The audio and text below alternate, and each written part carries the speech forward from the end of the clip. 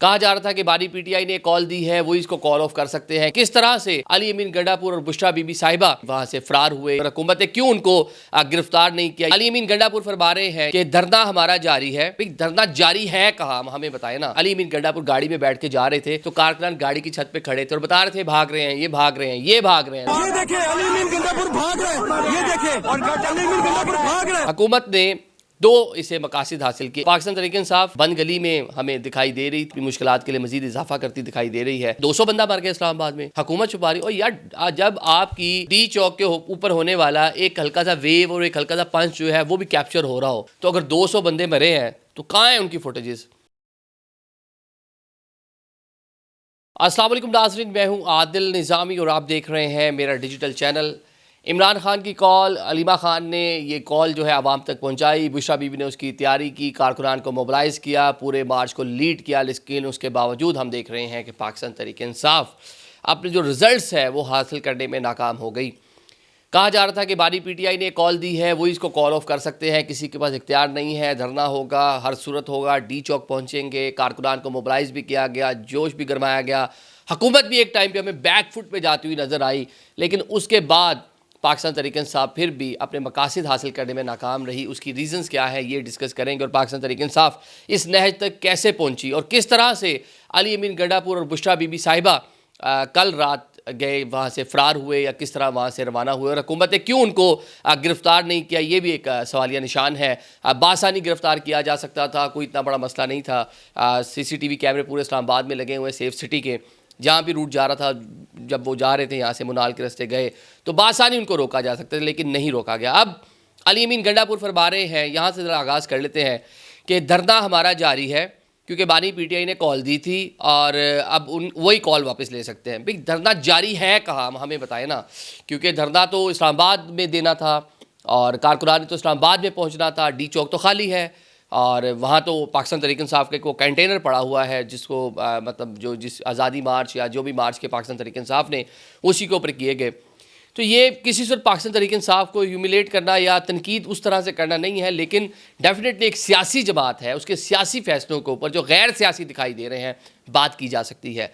पाकिस्तान तहरीक इंसाफ की सियासत पिछले कुछ टाइम से हम देख रहे हैं एजिटेशन की सियासत बनी हुई है। जलाओ गिराओ, मार कुटाई, हम पावर में हैं तो ठीक है, पावर में नहीं है तो बस फिर हमने किसी को जीने नहीं देना, और बार बार वफाक पर आकर हमला करना सूबे की जानिब से। देखें, पंजाब से कोई नहीं निकला, सिंध से कोई नहीं निकला, बलूचिस्तान से थोड़ी तादाद में लोग आए, सारा फोकस खैबर पख्तूनख्वा है। क्यों खैबर पख्तूनख्वा? कि वहाँ पर हुकूमत है, आप हुकूमती मशीनरी वहाँ पर इस्तेमाल करते हैं, अटक पुल तक आप बासानी आ जाते हैं, आपके पास वहाँ का पैसा भी है, वहाँ की पावर भी है, वहाँ की पुलिस भी है, वहाँ के इदारे भी हैं, और जब हुकूमत में होते हैं तो लोग भी डेफिनेटली आ जाते हैं। तो ये सूरत हाल थी जब पाकिस्तान तहरीक इंसाफ इस्लामाबाद की जानिब आई। लेकिन अब सवाल ये पैदा होता है कि सारी सूरत हाल के बावजूद अली अमीन गंडापुर साहब और बुशरा बीबी कल रात गए, कारकुनान को छोड़ के गए क्यों? पाकिस्तान तहरीक इंसाफ के कारकुनान सीख पा हैं। वैसे तो पाकिस्तान तहरीक इंसाफ की जो लीडरशिप है वो कुछ भी करे, कारकुनान उस तरह नहीं बोलते, लेकिन कल हमने देखा जब बुशरा बीबी और अली अमीन गंडापुर गाड़ी में बैठ के जा रहे थे तो कारकुनान गाड़ी की छत पे खड़े थे और बता रहे थे भाग रहे हैं, ये भाग रहे हैं, ये भाग रहे हैं। सुबह वो कह रहे थे, बुशरा बीबी कह रही थी आपने जाना नहीं है, मैं इधर हूँ, तो कारकुनान बाद में कहते हैं मैडम अब आपने भी नहीं जाना, हम इधर हैं। तो लेकिन वो फिर भी चली गई। और क्यों रास्ता दिया गया ये बड़ा अहम है।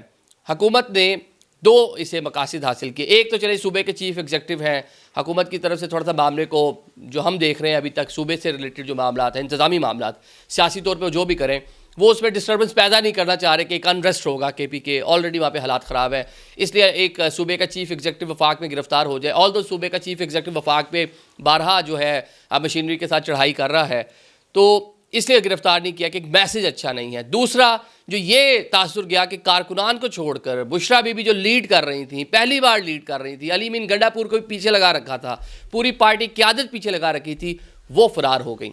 उनको सेफ रास्ता जानबूझ के दिया गया। बाद में जो खबरें चलवाएगी कि फ़रार हो गए, पुलिस पीछे है, पुलिस ने एक गाड़ी रोक ली, दूसरी गाड़ी रोक ली, फलानी जगह से भागने का रास्ता तलाश कर रहे हैं फलानी। तो ये पाकिस्तान तहरीक इंसाफ की लीडरशिप को समहाउ ह्यूमिलेट किया गया हुकूमत की जानिब से और उनके कारकुनान को डीमोरलाइज़ किया गया। कारकुनान बड़े सीख पाते। कल जिस टाइम पूरा वाक़या हुआ, मीडिया पर चलने से कुछ देर पहले हम खुद खैबर प्लाजा चौक भी और उसके बाद कलसूम चौक जो है हॉस्पिटल, वहाँ मैंने खुद भी लोगों से बात की।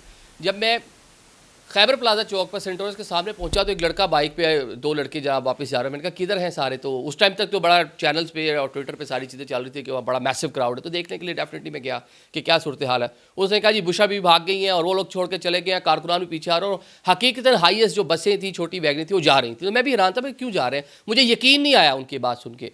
लेकिन उसके कुछ देर बाद आहिस्ता आहिस्ता आहिस्ता आहिस्ता चीज़ें सामने वाज़ेह होना शुरू हो गई कि मामला हुआ किस तरह। अब पाकिस्तान तहरीक इंसाफ का जो कारकुन है वो ये सवाल पूछता है जी गंडापुर साहब अब धरना जारी कहाँ है? खान साहब ने कॉल ऑफ करना था, बुशरा बीबी साहब खान साहब ने कॉल ऑफ करना था, आप किसके कहने पे वहाँ पे चले गए? ये किस तरह से गैर सियासी फैसला किया आपने बुशरा बीबी साहिबा और कारकुनान को? पहले तो हमने देखा शुरू से ही जिस तरह से जी 5,000 और 10,000 के टास्क दिए गए, उस हिसाब से देखा जाए तो पंजाब तो आपका वैसे ही फारिग है ना। एक गाड़ी में से 4-4 MNA आपको उतर के गिरफ्तार हुए। आपने तो कहा कि स्ट्रेटजी ऐसी बनानी है कि अपना ABC रखना है। मुल्तान से आमिर डोगर साहब, जैन कुरैशी साहब, रुकने पंजाब असम्बली, एक ही गाड़ी की अगली पीछे सीटों से उतर के गिरफ्तारियां दे रहे हैं। राय अहमद नवाज वो कह रहे पुलिस ने घेर लिया मुझे, मैं अपनी गाड़ी में थाने जा रहा हूँ। तो पहले तो बताए तो पंजाब तो पूरा फारिग हो गया अकॉर्डिंग टू बुशरा बीबी। अब उनको टिकट नहीं मिलने, पार्टी उनको फारिग कर देगी। अब खैबर पख्तूनख्वा से चलें 5,000 नहीं 500 या 1,000 बंदा तो डेफिनेटली लेके आए लोग थे। बिलाशुबा एक अच्छा प्रोटेस्ट था, पाकिस्तान तहरीक इंसाफ हुकूमत को मुश्किल में डालने में कामयाब होगी थी। लेकिन जिस तरह उसकी एंडिंग हो रही है, एंडिंग बड़ी गलत है। जब आप पहुंच गए थे डी चौक तो आपको रुकना चाहिए था, आप वहाँ बैठते, हुकूमत को प्रेशराइज करते, अपने जो मुतालबात थे उस पर बात हो सकती थी। लेकिन जो सबसे बड़ी गलती की पाकिस्तान तहरीक इंसाफ ने, G9 का जो इलाका है इतवार बाज़ार, जब वहाँ पर पाकिस्तान तहरीक इंसाफ को कहा गया था, मौलाना ने वहीं पर आके धरना दिया था, PDM का एक एहतजाज हुआ था, वहाँ पर आके सारी लीडरशिप ने खिताब किया था। वो बहुत अच्छी जगह है इस प्रोटेस्ट के हिसाब से देखा जाए। वो मतलब कि इस्लामाबाद का दिल समझ लें, 0 पॉइंट से अगला चौक बनता है वो, और हार्डली आपका वहाँ से ये पार्लियामेंट और ये सारी चीज़ें 5-6 किलोमीटर 7 किलोमीटर का डिस्टेंस बनता है। तो इस्लामाबाद की मेन मतलब शाहरा कहते हैं कश्मीर हाईवे को, उसके ऊपर धरना होना, डेफिनेटली प्रेशराइज़ कर सकते थे। वहाँ बैठते और कहते मुतालबात पूरे करें, बातचीत करें, उसका आगाज़ होता, नहीं होता तो हम आगे बढ़ेंगे। तो वो चांस पाकिस्तान तहरीक इंसाफ ने गवा दिया। आज मैं देख रहा हूँ ह्यूमन राइट कमीशन पाकिस्तान ने भी एक रिपोर्ट जारी की है। पाकिस्तान तहरीक इंसाफ को भी उन्होंने कहा जी मेहरबानी करें बैठ के पॉलिटिकल माइंडसेट से सोचें। तो वो पहले तो आता था इंसानी हकूक़ की खिलाफ वर्जियाँ फला जो हो रही हैं, लेकिन अब इस बार पॉलिटिकली उन्होंने कहा आप भी थोड़ी सेंस लें, आप सियासी जमात हैं तो वैसे ही एक्ट करें। अब इनको और कौन बताएगा कि 26वीं आईनी तरमीम पे मौलाना के साथ मिलकर जितनी हुकूमत के लिए मुश्किल पैदा कर सकते थे इन्होंने कर दी। जो कवानीन हुकूमत बनाना चाह रही थी उनको रोका, बाद में जो कुछ हुआ वो अपनी जगह मौजूद है। लेकिन चले टफ टाइम दिया हुकूमत को, तो पार्लियामान में बैठ के बातचीत करके इस तरह सिट इन एहतजाज के ज़रिए आप कहीं ना कहीं हुकूमत को, जो लोग आपके कैद थे उनकी रिहाई पर लेके आ सकते थे। और शायद अब हुकूमत का भी मूड लग रहा है, 9 मई बहुत पुराना वाक़या हो गया, गुजर गया, 1.5 साल से ऊपर का टाइम हो चुका है। हुकूमत का भी मूड है कि अब इनको आहिस्ता आहिस्ता रिलैक्स करें। उसके एक एग्जांपल ये है कि अब आपको जल्द से जुलूस रैलीज करने की इजाज़त मिल गई, लेकिन आपने जो एकदम वो T20 मैच खेलने की कोशिश की और एक गैर सियासी फ़ैसला, और वो बुशरा बीबी की जानिब से फ़ैसला है, पॉलिटिकल लीडरशिप बिल्कुल उसको ऑन नहीं कर रही।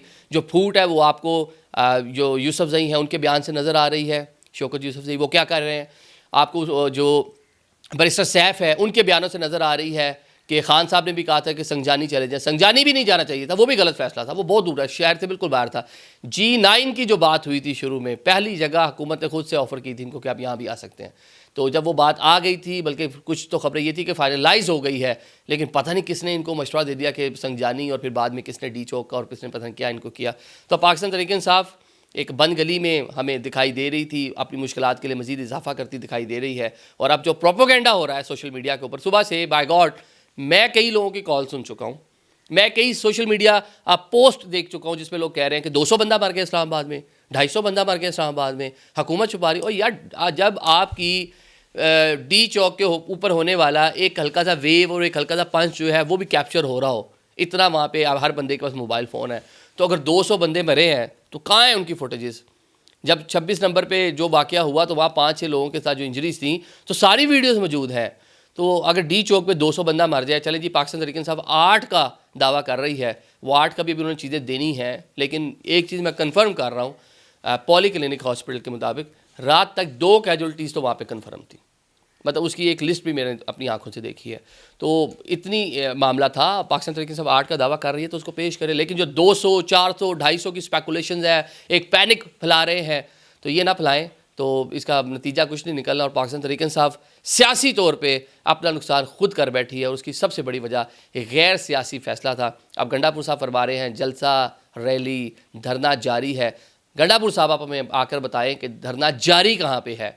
आप खुद कहाँ पे हैं? आप खुद कैसे भाग के यहाँ से फरार होकर चले गए? आप कारकुनान को छोड़कर चले गए। कारकुनान रात को वहाँ पे आप दीदा थे, चीख रहे थे क़यादत पर कि आप क्या कर रहे हैं। ये विजुअल्स हम आपको साथ दिखाते हैं कि भाग रहे हैं। बारहा आपको उन्होंने कहीं गाड़ी से निकल के जाने नहीं दिया है। एंड में आप बस जिस तरह निकल के भागे हैं वो फुटेजेस देखेंगे, आपने सुनी किसी की नहीं है। सिक्योरिटी जो साथ थी उसका शील्ड लेकर आप और बुशा बीबी गाड़ी में बैठे और भाग गए, कारकुनान को छोड़ के चले। आप जा रहे थे तो जाते जाते उनको भी कह जाते कि भाई आप भी घर चले जाएँ, आप भी यहाँ ना मरें, आपकी भी फैमिलीज़ होंगी, आपके भी माँ बाप होंगे, आपके भी बच्चे बहन भाई होंगे, आपके भी यार दोस्त होंगे, तो आप यहाँ मरने के लिए ना रुकें, हम जा रहे हैं, आप भी चले जाएं।